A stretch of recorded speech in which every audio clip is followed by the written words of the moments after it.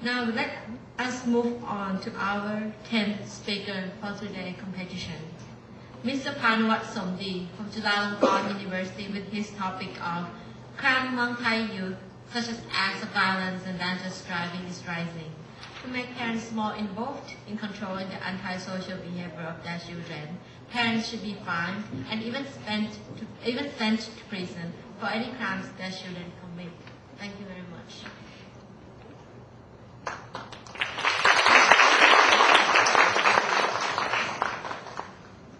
Ladies and gentlemen, I think we've all seen the Formula One racing at Monte Carlo racecourse in Monaco, or even the Daytona 500.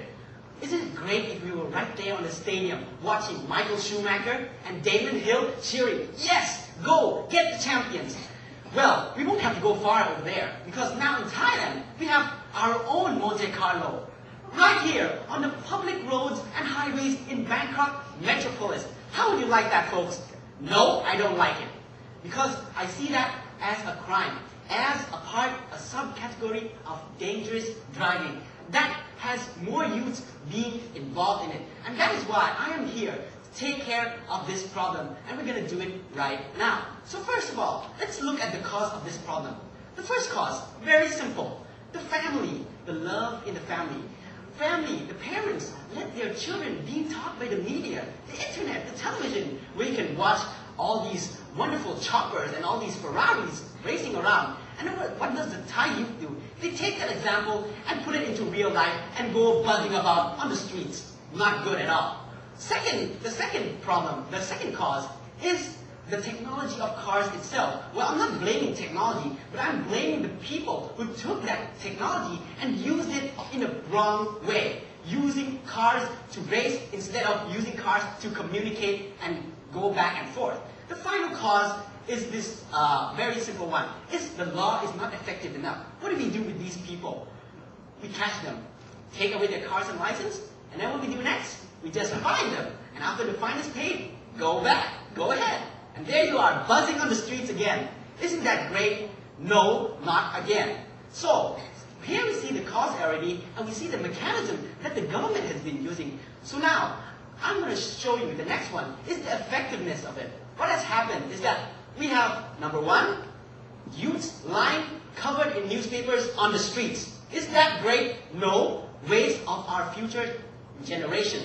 Second of all, what has happened? Waste of fuel. Right now, we have an energy crisis in the world. We're supposed to be saving, right?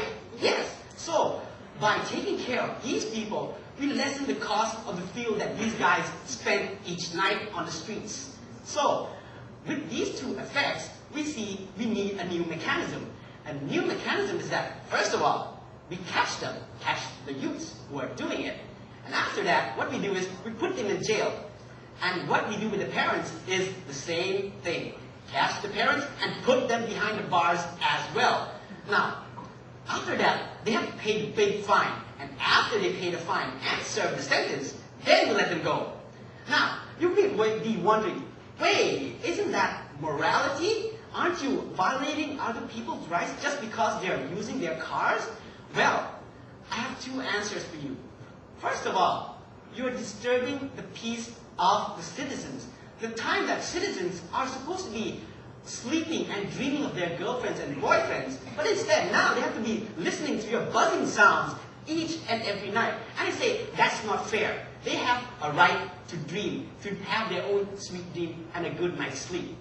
And that is why I propose this mechanism to you. And I want to see here, what is the principle that lies under this mechanism? First of all, the end justifies the mean. This is the word of Machiavelli, one of the greatest statesmen of Italy. He says, the end justifies the means simply means that our end here is we want a peaceful society. We want the youths to be our future generation. So what we do now is that how are we going to get to that point when we have the wall of morality between us? So what we have to do now is, the end justifies the means is that to get there, we use any means that we think is the most effective to get there. And that is put the parents and the kids in jail and fine them. Second of all, might is right. We have been using soft methods for a long time. And has it been effective? No. So what we do now, we go for the hard way. Is might is right, which I said, put them in jail, let them serve the sentence. What do we get? What are the benefits? First of all, the restoration of families' morality and the society's morality. The love of the family comes back. Second of all, it will be a stepping stone for us to go and deal with other anti-social behavior, such as rape, such as drunk driving. This is the first step. So at the end of the day, what have I told you?